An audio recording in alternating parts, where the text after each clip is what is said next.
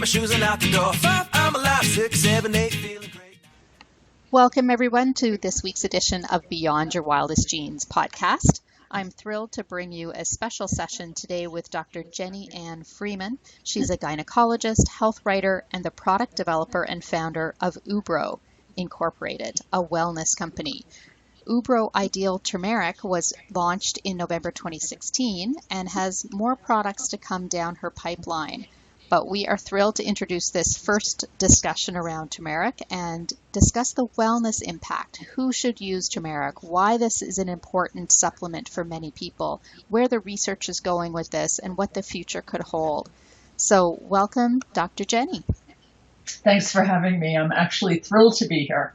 Wonderful. So let's start by letting our audience get to know you a little bit. Could you share with us your story, how you got to be an expert in this particular area? Sure. So I actually had a very traditional training in medicine. I went to medical school as well as college in New York City. That's where I'm from. And I practiced gynecology in Manhattan for my entire career. And so I would say that I approached health and wellness from a very traditional background. I was a good student and I learned well. And it really was only through many, many years of practice, and I had a very close relationship with the people I took care of because gynecology is a primary care specialty. So aside from being the gynecologist, I was the confidant, the medical doctor, just, it's the kind of relationship that develops through time. And through time, I grew to be somewhat disillusioned with what we could offer in traditional healthcare.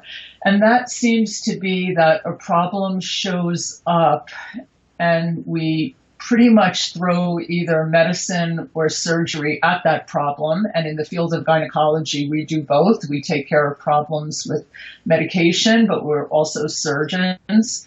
So we seem to have that pretty standard approach to things. And the problem is that approach to things seems to create more need for the kind of healthcare we offer. So somebody might be treated with an antibiotic for a specific infection, and then that female would end up with a yeast infection, which was treated with a different product, and then that would lead to vaginal dryness, which is treated with a different product. And it just got to me after many years of practice that I didn't really think people were improving their condition as much as they were just dealing with it. So that was one thing. I think it was experience showed me kind of that there has to be a different way. The other thing that came together with my great interest in wellness is that my mom developed Alzheimer's disease at a relatively young age. She was actually in her late 60s, which for me was really quite young for that kind of problem. She's the first person in our family to have gotten it, so it kind of came out of the blue. And she had very traditional care, which is all I knew about at the time. So all the doctors taking care of her, who I had referred her to, were very traditional. And basically, she really wasn't helped. She was maintained in her downhill course.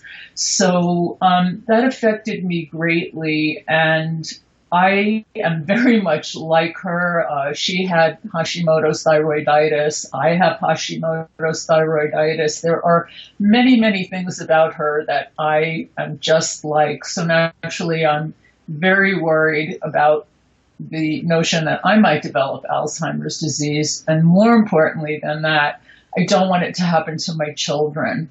So my interest in wellness really was motivated by that. I was looking for strategies to maintain wellness and particularly brain wellness. And when I quit working, which I did when my daughter, who is my youngest, went off to college, I completely devoted myself to wellness education, self-education, listening, reading, listening to Beyond Your Wildest Genes. I'm a subscriber.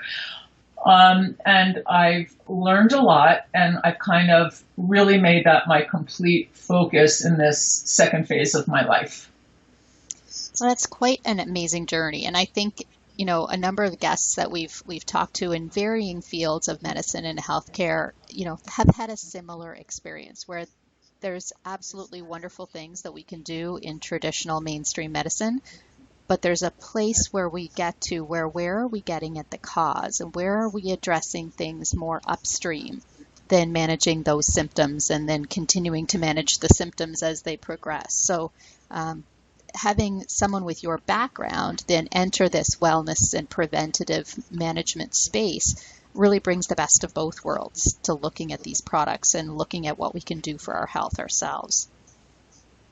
So, exactly. And I do feel that my traditional training, while I don't always speak of it with the highest regard, because I do think that traditional training is somewhat limited, I do feel that it's allowed me to critically assess when I read an article that's been published that just comes out in the literature. I feel I have a little bit of the ability, or maybe a lot of the ability, to more critically assess what I'm reading, which I actually think is a challenge for people who are not medically trained. I see this with my kids. Both of my kids are pretty attuned to the need for wellness, but they'll read something and not really know what part of this might be real, what part of it might not be. So I'm hoping to share as much of that expertise that I have as I can. Well, and I think that is important. That's one of the reasons why my partners and I started this podcast, is the absolute amazing volume of material and information that's out there is unprecedented in history. We can access with Dr. Google all kinds of amazing bits of information, but without someone there to kind of scan that and bring the really relevant and more well-researched, more proven pieces together, it can be overwhelming, and it can lead people down to some scary rabbit holes too. And actually, what I specifically like about what you and your group are doing is that you are focused on genes and silencing and expressing genes. And really, when we focus on epigenetics and go beyond our wildest genes, what we're really saying is, yes, we received a genetic legacy, but that genetic legacy is not going to determine our outcome exclusively. And we have a lot of power in either helping our genes do their good things and stopping our genes from doing their bad things. And that's the kind of information that you, to this date, will not and cannot get from traditional healthcare. And you really do have to look to alternative sources so far overall to be able to help you figure out what actually can I do with my behavior, my environment, my diet, to make a difference in my outcome. Exactly. And I kind of came into this conversation, my background is as a chiropractor. So obviously we have a lot of wellness focus in the practice that I have, but we do see a lot of people with pain and degenerative conditions that we're always looking for things that they can also do to build their health and to deal with that pain without the side effects of a number of medications that are out there and maybe sort of the traditional route. And turmeric is something that has cropped up quite consistently over the last number of years as an anti-inflammatory and as a treatment with arthritis. And then in looking for things, as my mother-in-law was recently diagnosed with an Alzheimer's version as well, looking at that brain health and seeing the link between inflammatory gut diseases and a number of brain degenerative conditions. So I was thrilled to see your information and be able to have a little more detailed and scientific discussion about what turmeric really is and how that actually works in the body. So that's your specific area of expertise with this product through Ubro. So what does the turmeric actually do in layman's terms? Yes.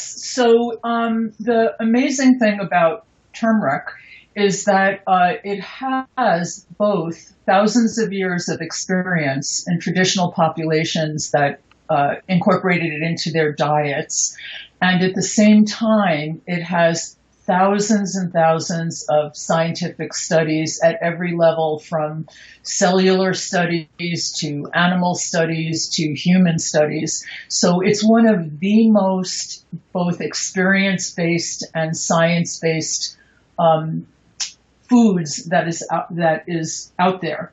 And so as a wellness individual, and also as an individual strongly seeking to protect my brain health, it was very clear to me early on in my journey that I needed to get some turmeric into my diet. And I will say that although I have a supplement and a company that does wellness products, not only supplements, I want to be very clear that if it's at all possible, I absolutely believe that dietary turmeric is the best thing you can do, even better than my supplement. Although if you can't do dietary turmeric, then I think my supplement is the best choice, and I'll get into why. But basically what we know from experience and science is that turmeric is anti-inflammatory, and it has a number of other epigenetic benefits, of which inflammation is just one of them. But specifically because you're a chiropractor, and by the way, chiropractors were always into health and wellness ahead of the MD group of people, so I give you all a lot of credit for that. But specifically, they have run some studies where they ran turmeric against non-steroidal anti-inflammatory drugs, which are the standard, I believe, first-line treatment. If someone's having arthritic pain, they're told to take aspirin or Advil or those kind of drugs. And so they actually ran turmeric against non-steroidals, and they did it on groups of people. One group had knee arthritis and knee pain. There were some other arthritic conditions in which they studied this. And they found clearly that turmeric was equal in its effectiveness for treating the pain of arthritis, and also in its ability to help people start walking again comfortably. The difference was that it didn't have any of the adverse side effects of non-steroidal anti-inflammatory drugs. So, for example, non-steroidals have now been linked to heart disease, stroke, all kinds of ailments. We were always told they were incredibly safe. They are now black boxed if they are by prescription. Black box meaning that's the highest FDA level of warning about potential adverse effects to your health. And in the over-the-counters, they're not black box, but there's strong language in there that says that these drugs should not be used for long lengths of time unless utterly necessary. And now that we know turmeric is just as good without any of those side effects, I think that offers a wonderful option for arthritis and arthritic pain to the type of patients that you take care of, for example. Absolutely. We have a little joke in my family. In the olden days, I don't know if all of your listeners will remember this, but in the olden days, there was sort of a joke in the days when doctors didn't have much in their toolbox to help people. The joke was you would call the doctor, and the doctor would say, take 2 aspirin and call me in the morning, because, pretty much if it wasn't serious, it was going to go away overnight. And if it was serious, you needed to speak to the doctor the next day. And in our family, we say, take 2 turmeric and call me in the morning. Absolutely. That certainly sounds like a much better option. So you mentioned that getting turmeric through diet is really your preferred suggestion for people. So how do people do that in the real world? Where do they find turmeric, and how do they incorporate that into their menu? So, well, it's fairly easy to find now that we live in an online world, because as you probably know, turmeric is not, it's grown in Eastern Asian countries. It needs a certain kind of tropical environment to grow naturally. It's not the kind of thing that we would naturally be growing in the US or Canada. But in the internet world that we're in, it's very, very easy to get online. And I would strongly only recommend organic turmeric. And that would be because non-organics are raised with sewer sludge and can be irradiated. So there are some pretty serious negatives about eating non-organic produce. I can give a plug to a company I have nothing to do with. We always keep turmeric in our home as a backup. In my house, we all take my product, but we have the turmeric as a backup, and we use the Star West Botanicals, and it's an excellent organic ground turmeric product that can be ordered online. So it turns out that in the native populations that eat turmeric and experience turmeric's benefits, somehow they figured out that turmeric is not well absorbed unless it's eaten in combination with a healthy oil and actually with pepper as well. So if a person is going to cook with turmeric, it's important to cook in a healthy oil. I'd recommend coconut oil, organic of course, and to cook that food with pepper. So in my own case, being a very highly motivated person and wanting very much to be able to do that, what I found realistically, and I believe this is true for many Westerners, is that I simply just don't like turmeric enough to eat it regularly. And also, this is a bit of a silly thing, but it actually stains everything in sight. So I'm just running all over my kitchen trying to not get yellow stains. So that's a little silly. I guess that's a first world problem. But, for those who can incorporate it, and the recommended amount scientifically is somewhere between 1 to 3 grams a day. And that is in line exactly with what traditional East Asian populations were eating. They traditionally were eating about 1.5 grams a day. That's actually not that easy for most of us to do, but if anyone can do it, I have to say that I consider that to be the best way to get your turmeric, because food has synergies that occur. When foods are working together, we get all kinds of synergies that we just don't get when we pull something out of its natural habitat. So I think that's your first best choice if you can do it. Perfect. And we did talk about the arthritic and anti-inflammatory and pain-relieving properties of turmeric, but that's not what brought you to that conversation. It was more the brain health and the protection and the prevention aspect in terms of Alzheimer's after your mother's experience. So how does the turmeric work in that avenue? So it actually works in multiple different ways to protect brain health. And it turns out that Alzheimer's disease is a very complex illness that actually has many different things feeding into it. And in point of fact, one of the reasons that no treatment we have so far actually works for it is that conventional treatment is always aimed at one thing. It doesn't really see the bigger, holistic, integrated picture. So, for example, with brain health, there is neuroinflammation, inflammation of the cells in the brain. There's a defect in the blood-brain barrier, which actually allows toxins to enter the brain.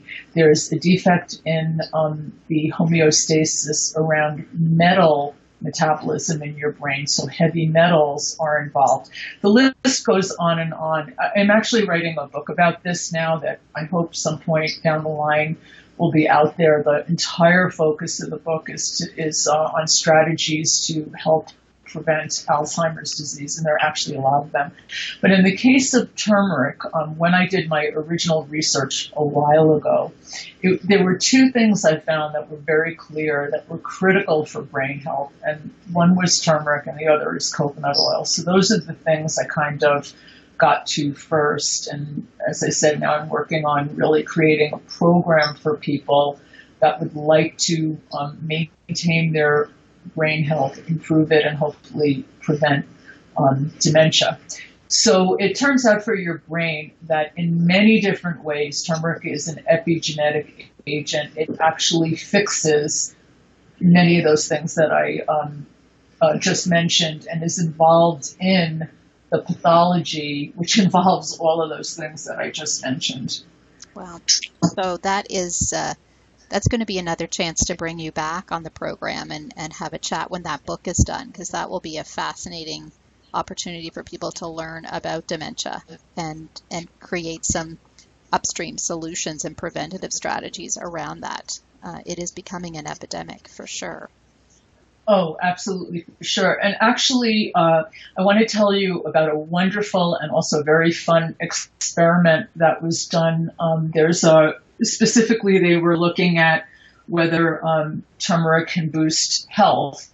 And it was done, there's a program on the BBC, so in England, and it's called Trust Me, I'm a Doctor. And the moderator of the program, who is a kind of a TV personality, works with a group of doctors, and they pick topics and then they investigate them. So I was utterly thrilled that back in September of 2016, they did this program on can turmeric boost health. And what they did was they took 100 volunteers, they divided them into three, so roughly about 33 people or so in each group. They had one group eat 1 teaspoon of turmeric every day. They had one group take a placebo, so it was basically nothing. I don't know if it was sugar, but it was basically nothing in there. And then they had one group take the turmeric that they were giving the other group as 1 teaspoon in the diet. They gave it to them in the capsule. And at the baseline, they actually took blood on all of these people. And one of the doctors in London who runs an epigenetics lab did a study of the DNA methylation, which is one of the things that's involved in epigenetics.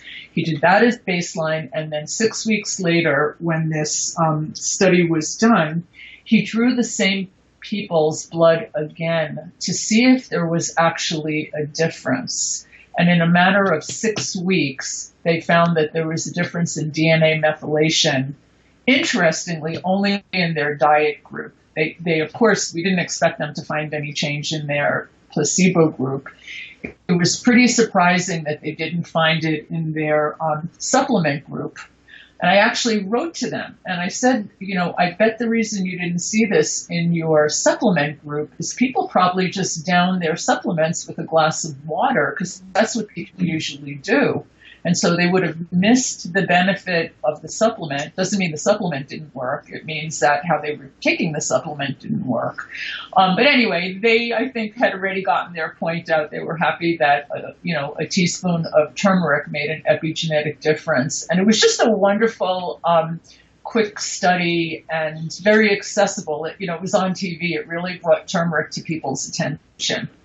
Well, and I think that brings up another really encouraging point for listeners, is that the things you do really do have an immediate impact. And often, in talking with patients and clients about their health, they get a little bit depressed or dejected maybe that, they've done all these things that perhaps weren't the healthiest choices that they could have made, or have gotten themselves into a pickle in some way, shape, or form, and they feel a little bit hopeless. But it's really never too late to turn that epigenetic bus around and head in a different direction.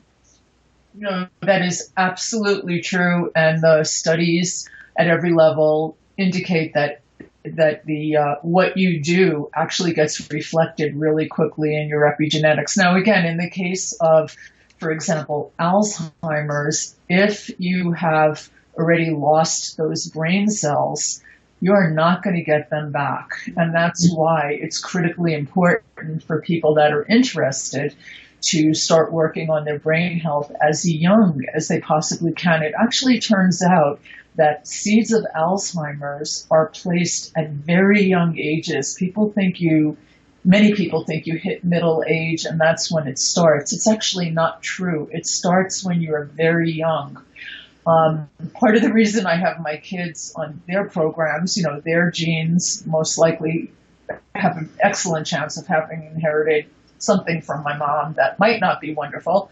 And so I'm having them, and they're 20 and 23. They're working on this right now because this is actually when it starts. And this is the time before there are problems to turn that bus around.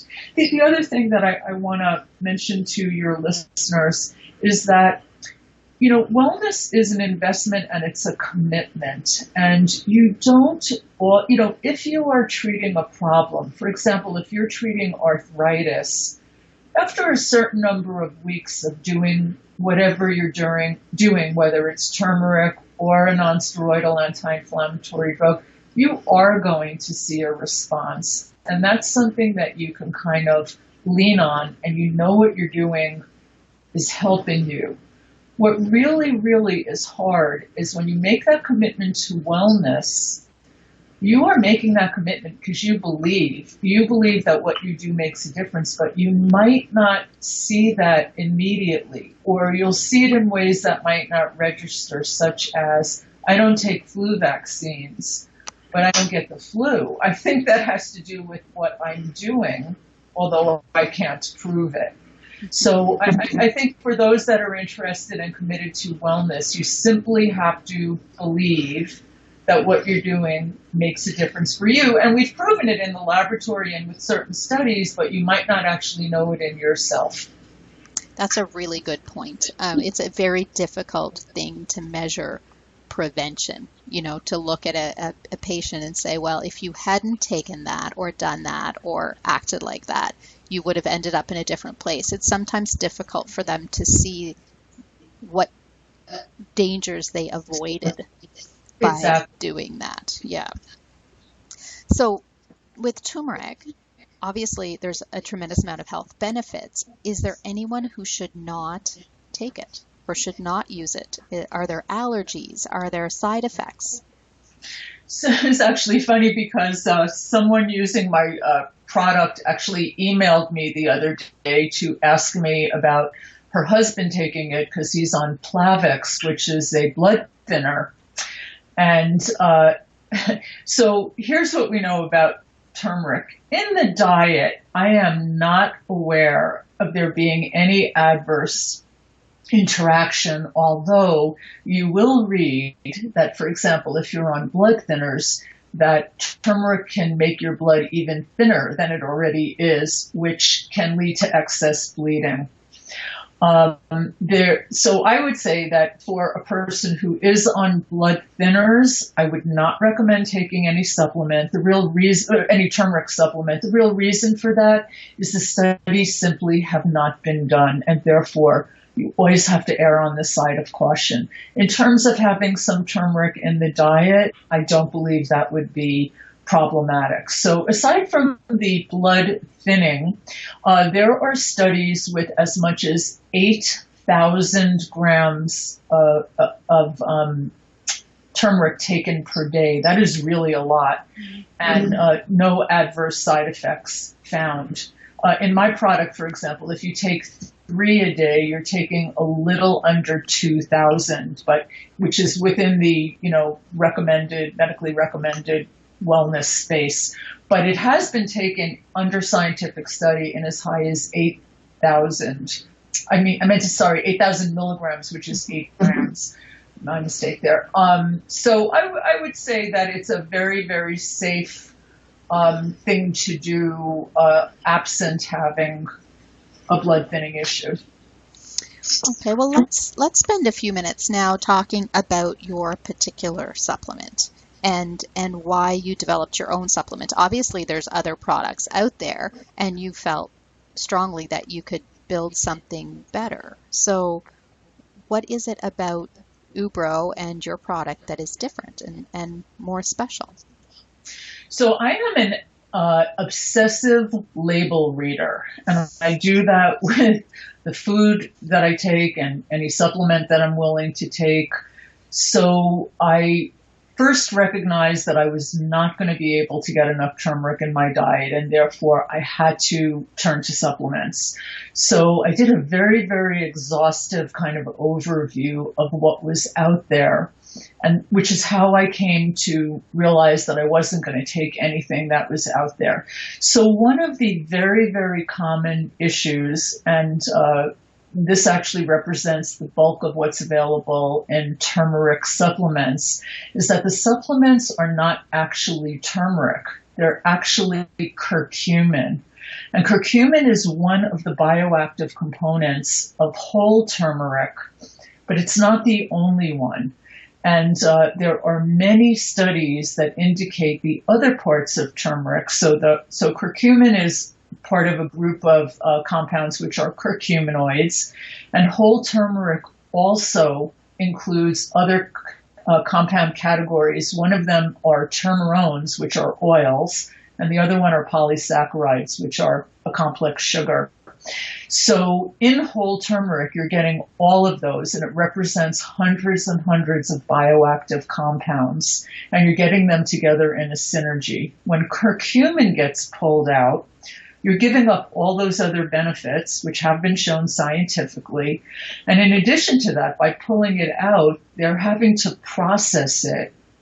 And processed supplements are really no different than processed foods. They're being subjected to chemicals, heating, various different methods of actually being able to separate the curcumin.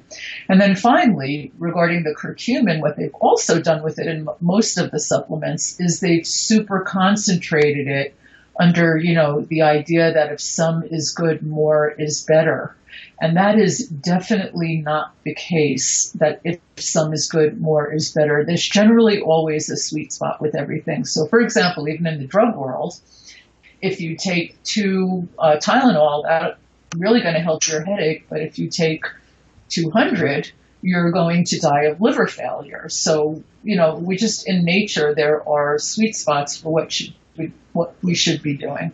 So those were some of the very big problems. I realized immediately I would only take a whole food supplement. I was not going to take an extracted or a curcumin only supplement or super concentrated.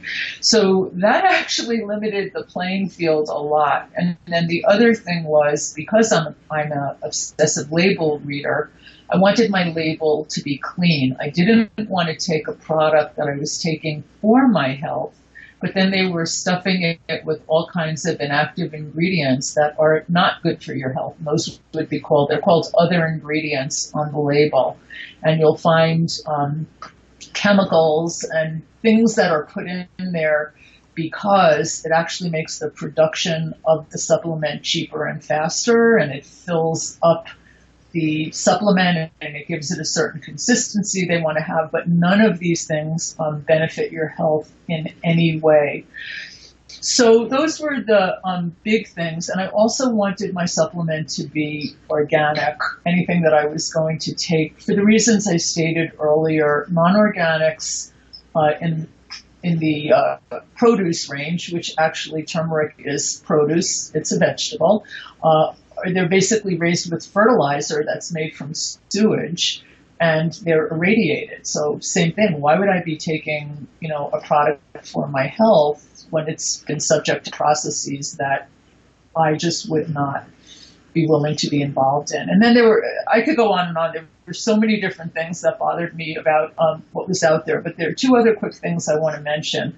Virtually all supplements are bottled in plastic, which makes absolutely no sense at all, because we know that plastic leaches hormone disruptors into the things it contains.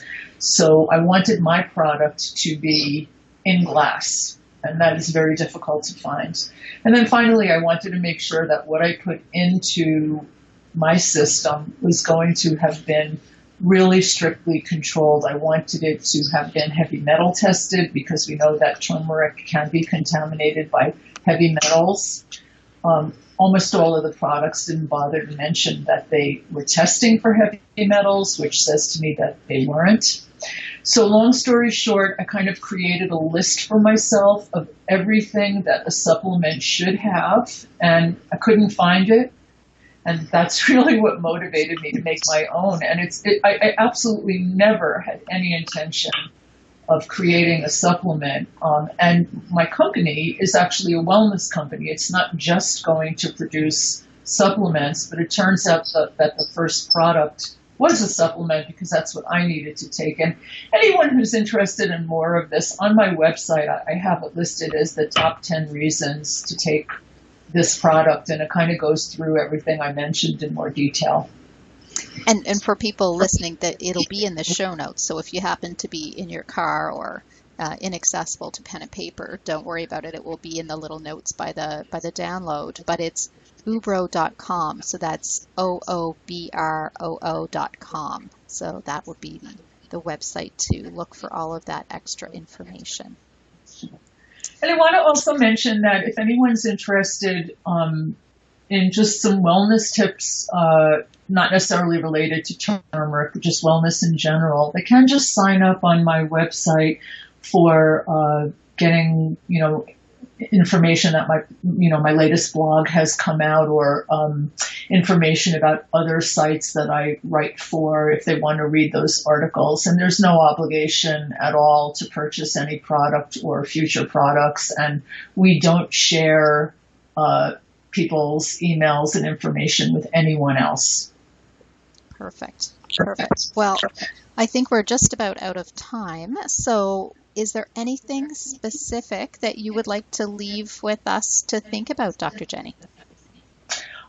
Just that wellness is worth it, and make some time in your day every day to think about what you can do to achieve that goal. Every little step makes a difference.